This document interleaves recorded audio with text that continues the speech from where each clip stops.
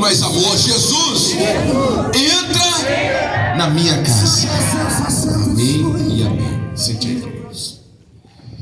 Amém. Irmãos, agora preste atenção. Agora você vai ouvir a palavra, você vai levantar, tá bom? Preste atenção que você vai ouvir, que agora eu vou trazer uma palavra do coração de Deus para o seu coração.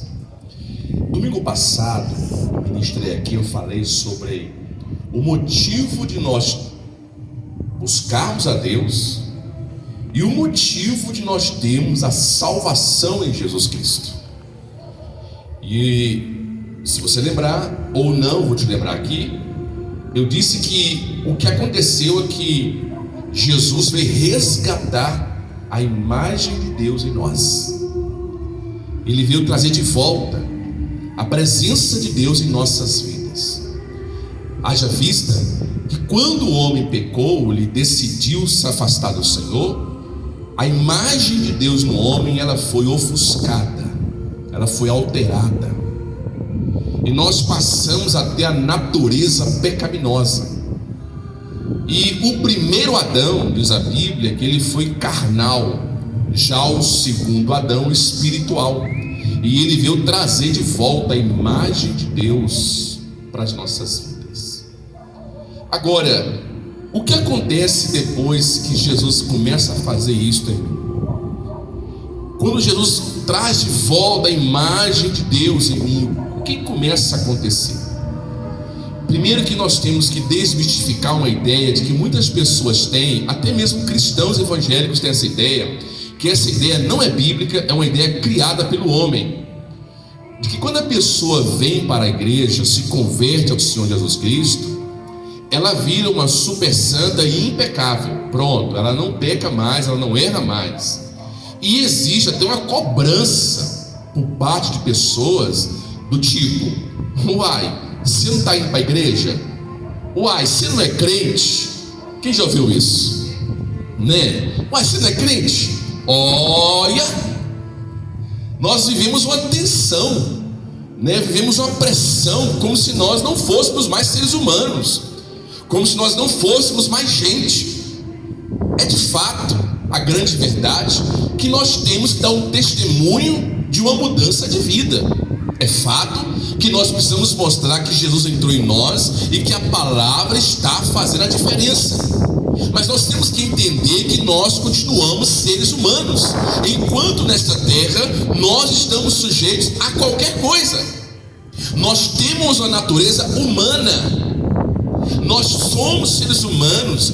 Tanto é que a palavra vai dizer: filhinhos, eu vos escrevi para que não pequeis. Mas se pecardes, nós temos o quê? Um advogado. Ou seja, Deus já está dizendo: não perturbe sua mente, não permita a opressão na sua mente, porque você tem um advogado que advoga a sua causa. E entenda uma coisa de uma vez por todas: você não tem a obrigação de mudar em nada. Deus te aceita como você é. A transformação, quem vai fazer é Ele. Você pode aplaudir o Senhor bem forte? É Ele. Porque é Ele que vai moldar você. Quem é o oleiro? Abra sua Bíblia, por favor, em Jeremias 18 aí. Jeremias capítulo 18.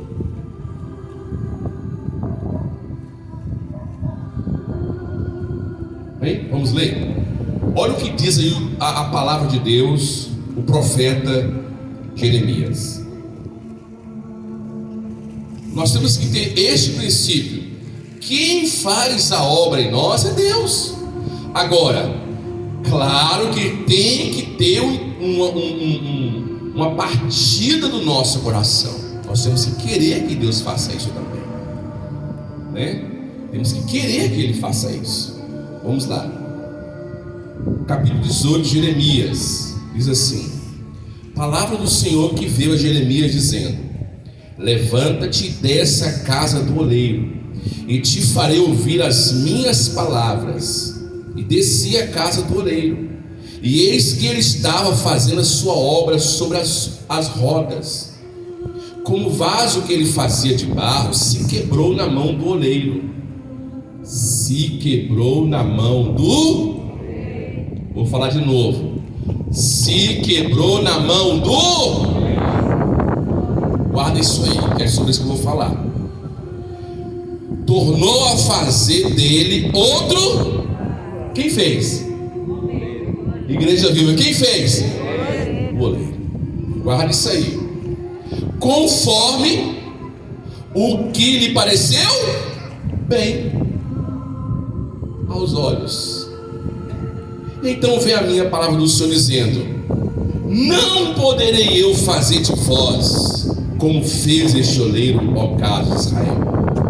Diz o Senhor: eis que o barro na mão do oleiro, assim sois vós nas minhas mãos. Aleluia.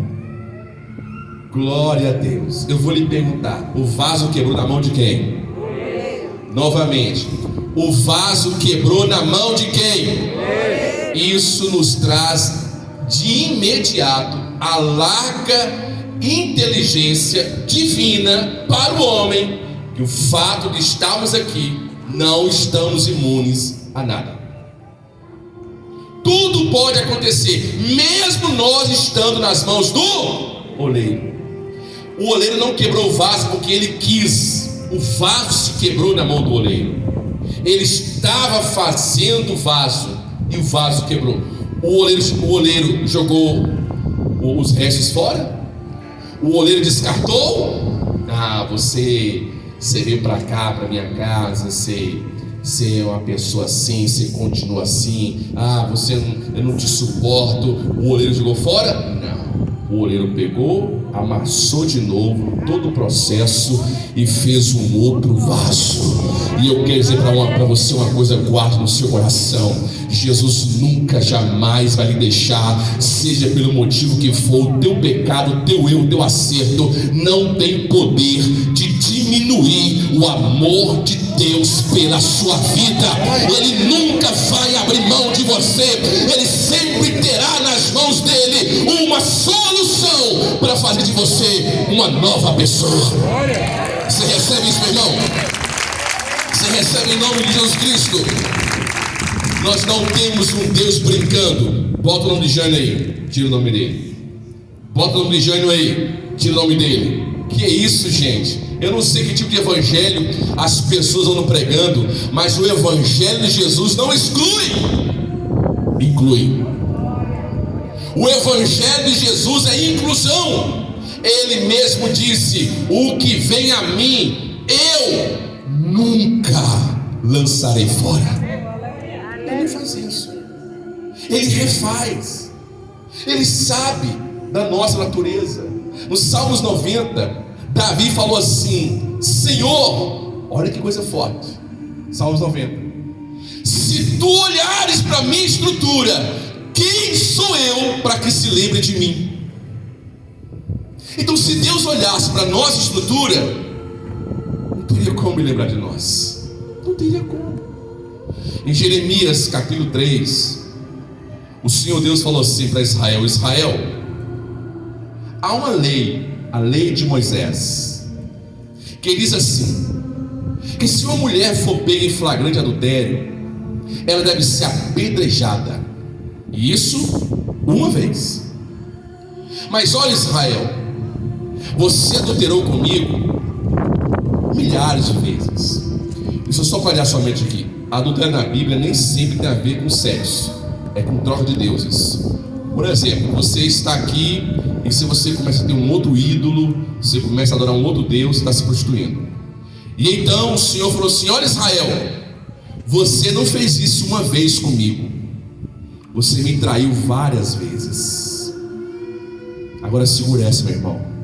Aleluia. Ele falou assim: mas ainda assim, Israel, os meus braços estão abertos para todos vocês. Glorifica o nome de Jesus porque Ele te ama, meu irmão. Eu glorifico o nome dele porque Ele ama você. Glorifica Ele porque Ele ama você. Esse processo quem faz é o Espírito através da palavra. A palavra vai moldando-nos. Quantas vezes você assentado nessa cadeira, você ouvindo uma pregação, e aquela pregação entrou em você, e aquela pregação foi te moldando? Sim ou não, gente? Quantas vezes você ouve uma palavra de Deus, e você se depara com aquela palavra, e ela vai te moldando? Então quem faz essa obra é Deus, não é o homem, é uma obra de Deus. Nós somos vasos, não é nas mãos de um homem, somos vasos nas mãos de Deus. Deus sabe como trabalhar em mim e em você. Pode haver o melhor especialista em terapia analítica humana, pode haver o melhor, ainda assim ele não consegue fazer conosco o que só a palavra de Deus pode fazer. Por isso ele não abre mão de você.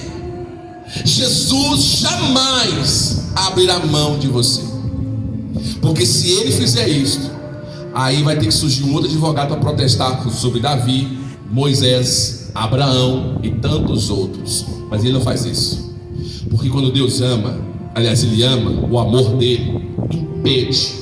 O amor de Deus não é o amor humano, porque o amor humano é o amor eros, é o toma lá da cá. O que você tem para me te amar? Nós somos atraídos por aquilo que nos favorece. Nós somos atraídos por aquilo que nos favorece. Você ama uma pessoa, é uma troca de favores, é uma troca de situações. Você tem um amigo, você gosta daquele amigo porque alguma coisa te favorece. Em alguma coisa, seja companhia, uma palavra, algo, ele te traz algum benefício. Mas você não ama alguém que não te traz nenhum benefício. Uma pessoa que te faz mal, uma pessoa que te faz coisa ruim, você não ama essa pessoa, você não consegue amar essa pessoa, você tem raiva dela, você tem repúdio dela, você tem ódio dela, você tem pavor dela. Mas qual de nós fazemos um bem a Deus? Mas a Bíblia vai dizer assim: no homem não há nada que Deus admire. Não há. O salmista diz, aliás, o profeta disse: o que em nós provoca em Deus admiração, o que em nós existe de forma demasiadamente maravilhosa, não há. Tem uma canção que diz assim: se tu olhares dentro de mim, nada de bom verás. Mas o que é o amor de Deus? É o amor ágape, porque Ele sabe que não temos condições de dar nada de volta. Nós somos insuficientes, mas ainda assim Deus amou você de tal maneira que deu Jesus para que você fosse salvo, abençoado, iluminado, e nele se tornasse mais, muito mais do que vencedor. Quem recebe, dá um glória ao Senhor Jesus Cristo. Oh, aleluia! Não é pelo merecimento, é pelo amor que Ele tem por nós. E como isso surgiu até nós? Vou te mostrar. Efésios 2:8. Abre, por favor. Como é que o oleiro trabalha no vaso que se quebra? O que o oleiro faz? O vaso que se quebra, o vaso que é rejeitado. Vamos ler aqui, Efésios 2:8. Porque pela graça,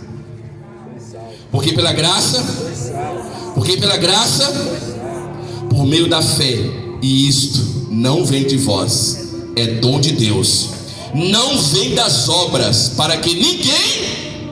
Aí fica um monte de crente. Por isso que esse é o problema. Eles se colocam acima dos outros. Mas eu vou te falar uma coisa aqui. Mude. Quando nós muito apontamos, algo escondemos. Viu? Então por isso, vamos entender, estamos aqui pela graça de Deus. Não é por obras, não é por merecimento. Não há nada em nós que nos traga o favor de Deus. Eu e você estamos aqui porque Deus nos amou. E a Bíblia diz na primeira epístola de João, capítulo 3, verso 16: nisto consiste o verdadeiro amor, que Ele deu o seu Filho por todos nós.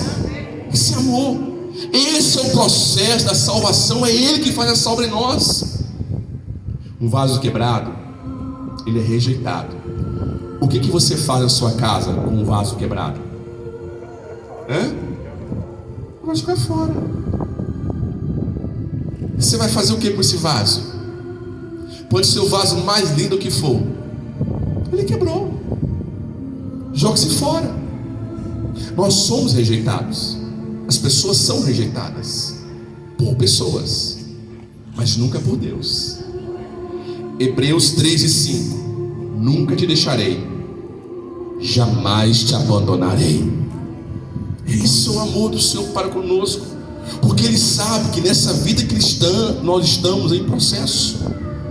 O oleiro vê você e faz esse vaso de novo, e Ele faz do jeito que Ele quer. Ele causa situações, Ele faz o processo, e é Ele quem vai tornar você um vaso de honra. É Ele que vai moldar o seu caráter, é Ele que vai moldar você, é Ele que vai pegar você nas mãos dele, vai tratar com você, igreja. Nós somos igreja não por merecimento.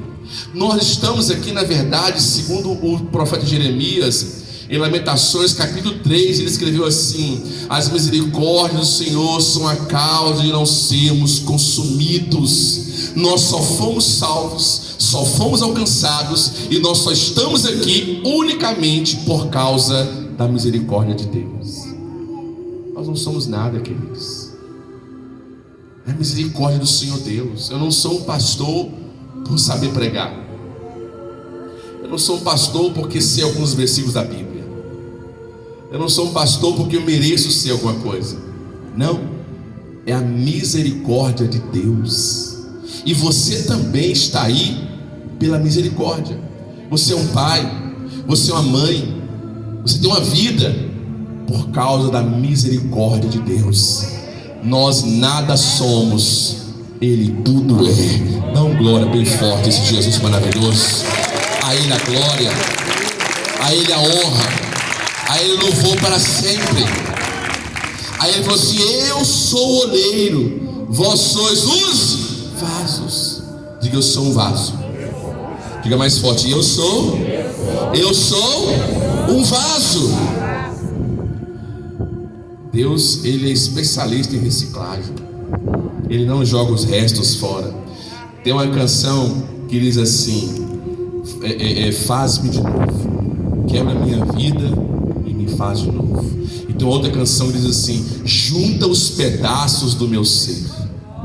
É isso que Ele faz. Ele sai catando os seus pedaços, Ele sai juntando você. Ele sabe quem somos nós, Ele conhece o nosso deitar. O salmista disse: tu conheces o meu deitar, tu conheces o meu levantar.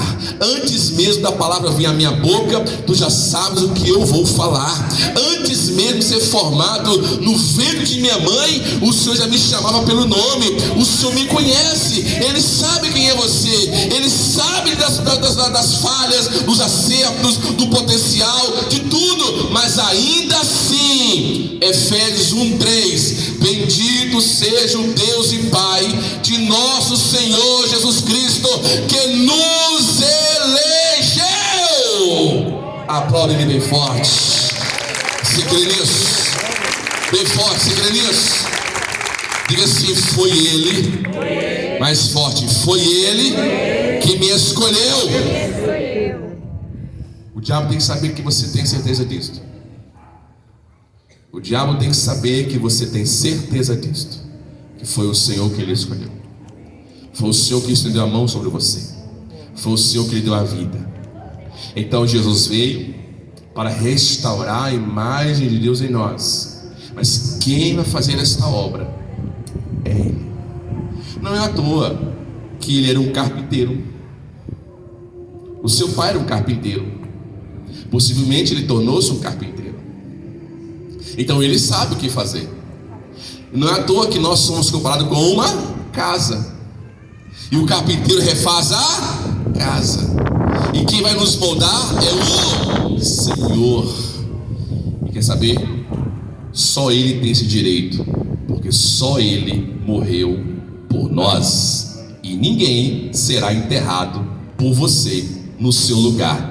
Então ninguém tem o direito de dizer o que você tem que ser ou deixou de ser. Só Jesus pode fazer isso, porque somente Ele morreu por você. Então Ele pode moldar você, tratar você e fazer de você um vaso novo. Levanta as mãos e diga assim: Senhor, faz de mim um vaso novo, um vaso de honra. Diga assim: Senhor, que esse processo da salvação, da transformação, o Senhor faça em mim um vaso novo.